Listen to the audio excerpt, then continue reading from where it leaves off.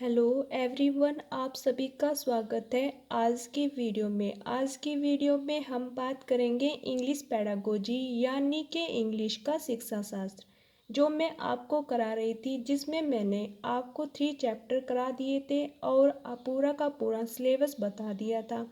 अगर आपने वीडियो देखी होगी तो आपको पता होगा। तो उसी सीरीज़ को कंटिन्यू करते हुए बात करेंगे उससे आगे वाले चैप्टर 4 के बारे में।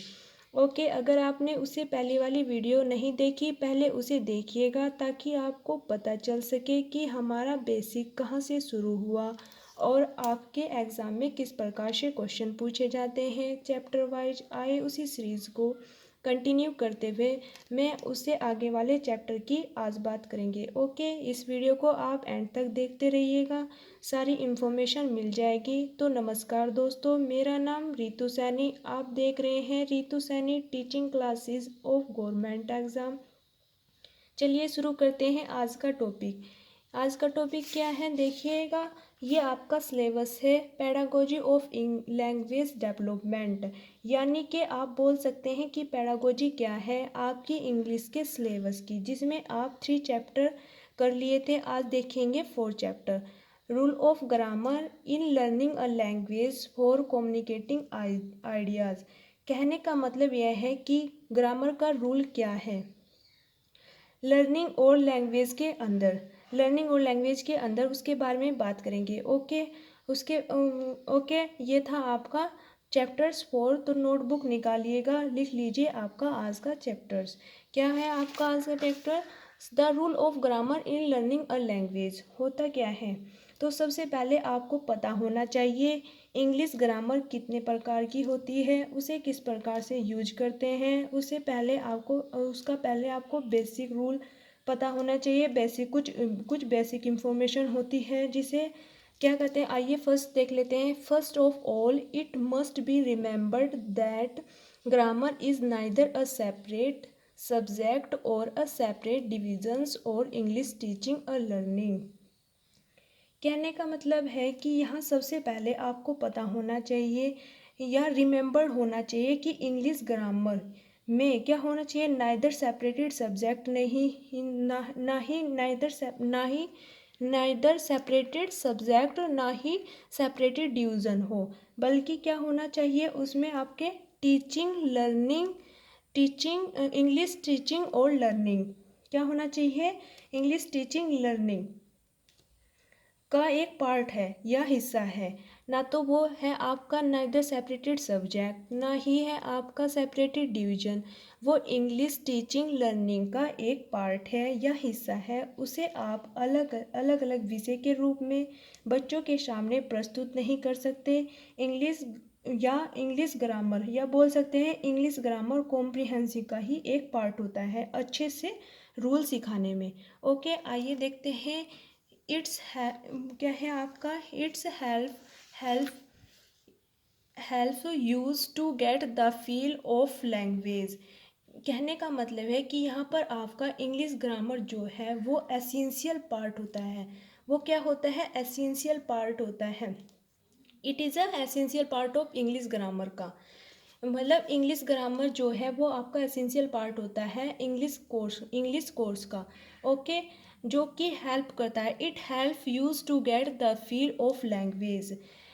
इसी जो कि हेल्प करता है सीखने के साथ साथ फील करने में ग्रामर की लैंग्वेज को। ओके, आइए देखते हैं। It's must be taught for the sake of compositions and reading. कहने का मतलब है कि जो ये आपका भाषा का कंपोजिशन करने में यह एक ज़रूरी तत्व या पार्ट होता है, जो कि आप सभी को पता है कि मैंने आपको पढ़ाया है कि अभी तक इंग्लिश ग्रामर आपके इंग्लिश कॉम्प्रिहेंसिव का या इंग्लिश स्पीकिंग को कैसे इन्हेंस करता है या मौका देता है या उसको कंपोजिशन कर देता है। अब ये इस्तेमाल कैसे करते हैं या इसका चेंज कैसे करते हैं, आइए देख लेते हैं। फर्स्ट पॉइंट क्या दिया हुआ है आपका, it is the study of the behaviors of words group and change in the meaning of word. कहने का मतलब है कि इसको समझने या पढ़ने के बाद जो आपके वर्ड के व्यवहार होते हैं उसके साथ उसके साथ जो एक शब्द का मीनिंग होता है कैसे चेंज आते हैं उसमें।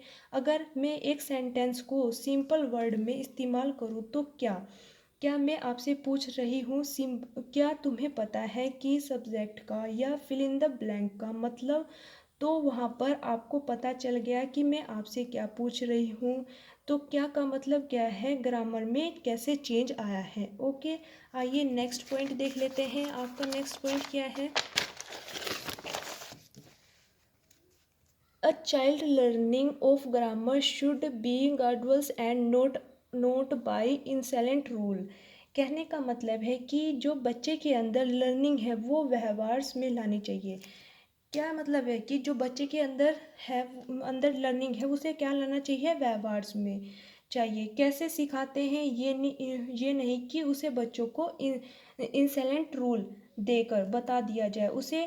हमें उसे साथ साथ लेकर चलना चाहिए। इन साइलेंट रूल उसे हमें क्या करना है, साथ साथ लेकर चलना चाहिए, जिससे बच्चे को कोई परेशानी नहीं हो।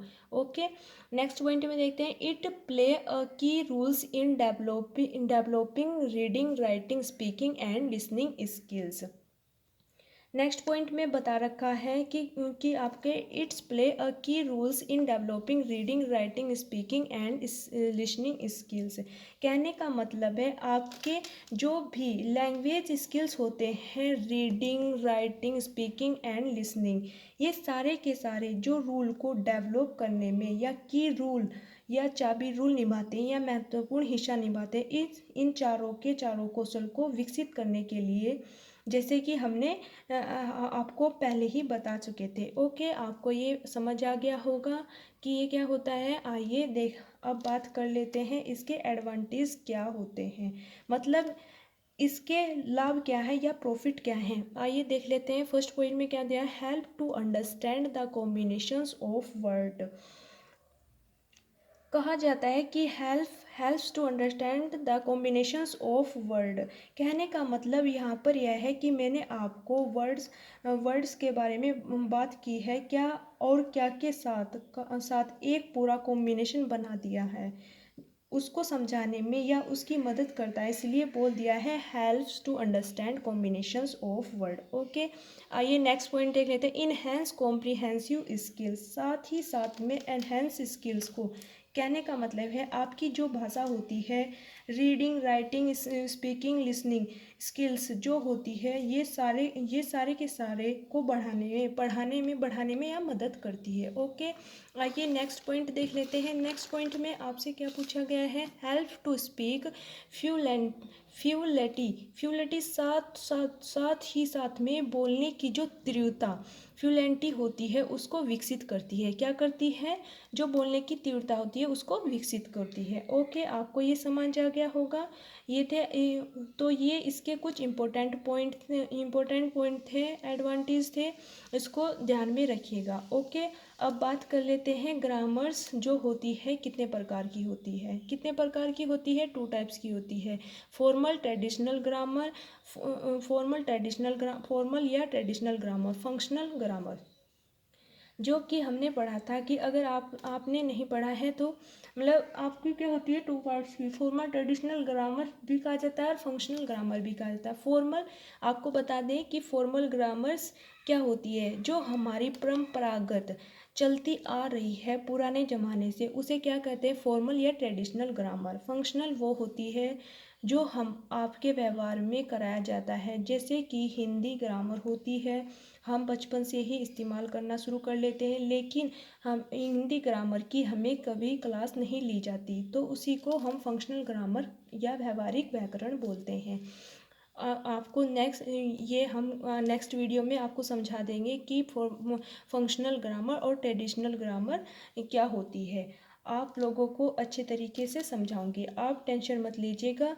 नेक्स्ट वीडियो में ये थी हमारी आज की वीडियो। जैसे कि मैं आपको बोलती हूँ, हमारे द्वारा पढ़ाया गया आपको अच्छा लगता हो तो नीचे जाकर वीडियो को लाइक करना ना भूलिए और आपने दोस्तों के साथ शेयर करना ना भूलिए। ओके, धन्यवाद, खुश रहिएगा दोस्तों।